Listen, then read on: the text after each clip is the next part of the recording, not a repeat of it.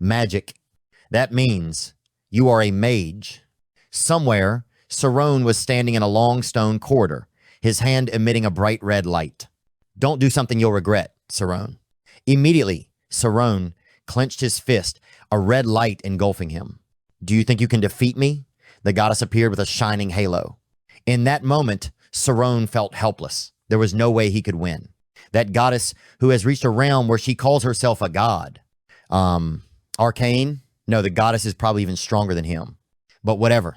Sirone looked down, confusion evident in his eyes. This isn't where I should be.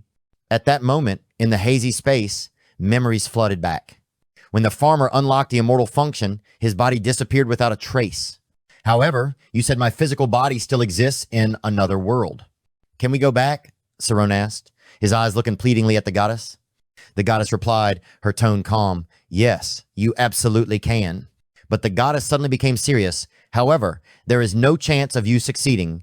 You will only experience death once more. Even so, Sirone clenched his fists, his eyes determined. I will still try. The goddess looked at Sirone, her eyes unwavering. Capturing you is not a problem. Sirone stared at the exploding crimson energy. He muttered, if it's that thing, it can destroy this space. Immediately, a red energy column shot straight towards the goddess. Boom! A terrifying explosion ripped through space. The goddess created a wall of blue water to counter the terrifying force. Sirone was thrown far away, lying flat on the ground. After the shock, the goddess still stood there, majestic and motionless. Her eyes looked down at Sirone. This realm is a place where space and time intersect. As soon as you enter, you will go through the process you used to get here. Sirone struggled to stand up, looking at the goddess with determined eyes. Really? Goddess, are you going to let me go back? The goddess nodded, the blue water beneath her feet gently swaying. Promise me one thing. If you fail to return to your original world, come back here and do as I say. I repeat, you will not succeed. Sirone stood before the goddess, his expression determined. I thank you for giving me the chance to return. The goddess replied, her tone still cold as ice. It is too early to thank me. It is not an easy task for a pure and spiritual entity to return to a complex physical body. Moreover, it is a human body filled with disgusting elements. Sirone's eyes flashed with determination. The goddess continued, if you cannot overcome that, you will turn into a strange creature instead of a human. If you want to give up, come back along this path. Sirone's blue eyes lit up, his voice determined. I will not give up. Heavy footsteps echoed as Sirone walked forward. Goodbye. The goddess watched his back and said, have a safe journey. Then Sirone disappeared into the endless darkness. If I get past this place, I can come back. Then Sirone stopped, his eyes filled with sadness. This place is still the same. Is this still the same white space as before?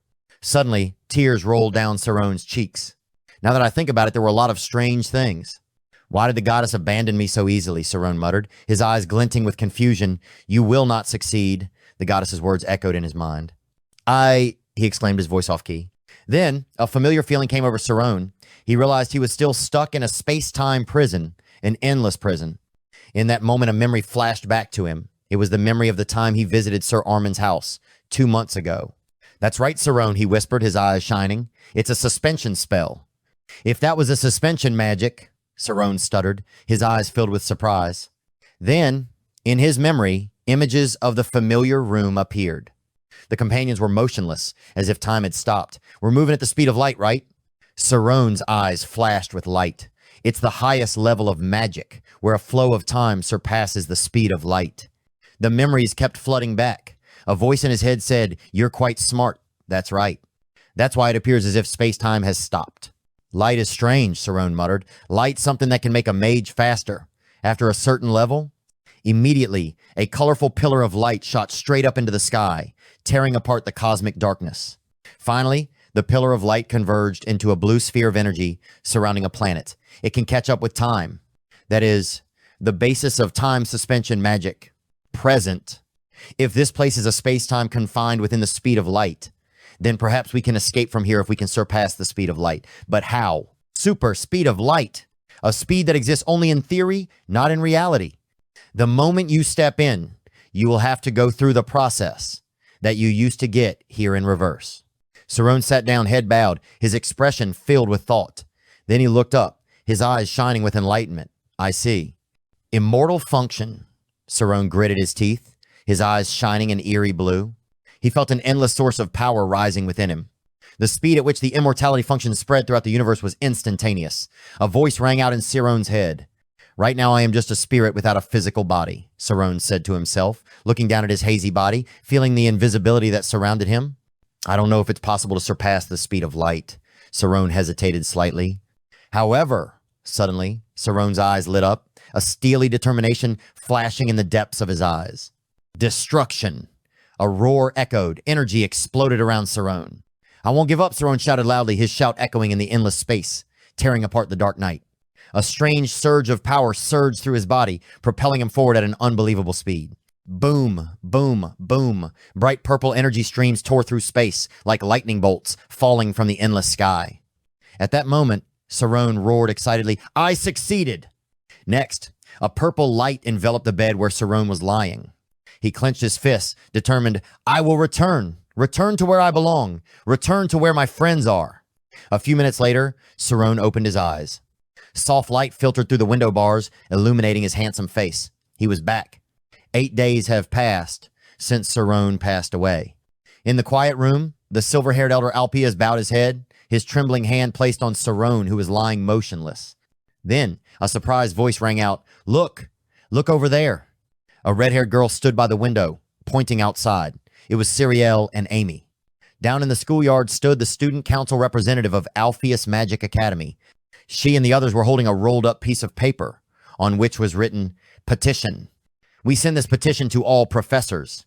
A crowd of students gathered outside, holding banners and chanting, Headmaster Alpeas should turn himself in and be questioned by the magical council. Amidst the noisy crowd, a student tried to calm everyone down. Seniors, please calm down. Suddenly, an angry voice rang out. Is it the student council's role to incite other students and cause chaos in the school? Siena with purple hair angrily opened the window and shouted. Outside, a crowd of students gathered noisily. A white-haired female student, the student council president Amira, stood in front of the crowd, holding up a piece of paper, loudly shouting, No one instigated us. We didn't want things to go this far, she choked out, but it's been 8 days since Sirone passed away.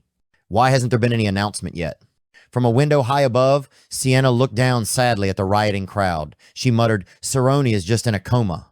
The white-haired female student raised her voice again, full of anger. That's only when the heart is still beating. It's useless. Don't even try to deceive us by saying his body didn't decompose, she said as she raised the paper in her hand. Could this have something to do with the principal's magic? We are also very saddened by Sirone's death. However, our school does not want to collapse because of this. From above, Siena bit her lip, looked down at the crowd, tried to stay calm, and said, I'm sorry for deceiving everyone. But this is the best decision the professors have made and are taking responsibility. Hearing that, the white-haired female student gritted her teeth. Are you really going to take responsibility for your actions? She clenched her fists, her face filled with indignation. Suddenly, she stopped, her purple eyes wide open. What? She muttered in confusion. Why would she say that? Is there really something we've missed? What the hell? I read the whole report, Fermi groaned, looking puzzled as he read the words on the page. Amira, a deep voice rang out, interrupting his thoughts. Fermi looked out at the crowd with crimson eyes. She'll ruin everything. It would be troublesome if you falter, the deep voice continued, carrying a hint of threat. Or rather, it would be troublesome for my work. I didn't want to get involved in this, Fermi sighed, but then his eyes became firmer. All right, let's get started. He stepped forward, looking straight at the angry crowd. Please tell us Sirone's condition. Siena angrily replied, We will decide after seeing him with our own eyes. She gritted her teeth, her voice filled with indignation. We cannot allow that. Wait until everything is done. Impossible. How can we trust you? Amira shouted, standing in the middle of the protesting crowd. Banners were raised high with scrawled words. Down with Alpeas. Free Sirone. Come inside. We have the right to know, the angry crowd of students chanted, determined to get justice for Sirone. Let's fight for our school, another student shouted, encouraging everyone. You can't do that, Siena tried to stop her, but to no avail. In the chaos, a student was pushed over. Ah! Mark hugged Maria, his face full of worry, and shouted loudly, Don't you think you've gone too far? Next, another man standing beside him said with a serious expression, Another student's life is in danger. Boom! A loud explosion rang out. The ground shook. Mark and Maria were both terrified, looking up. Boom! A giant column of energy fell from the sky, destroying everything. The scene was chaotic. People panicked and ran away. A nimble figure landed on the ground in front of everyone. Okay. A voice rang out. Boom. Energy radiated from Need. Need roared, "Come in if you want. But if you do, you will die." Need's eyes glowed, brimming with cruelty.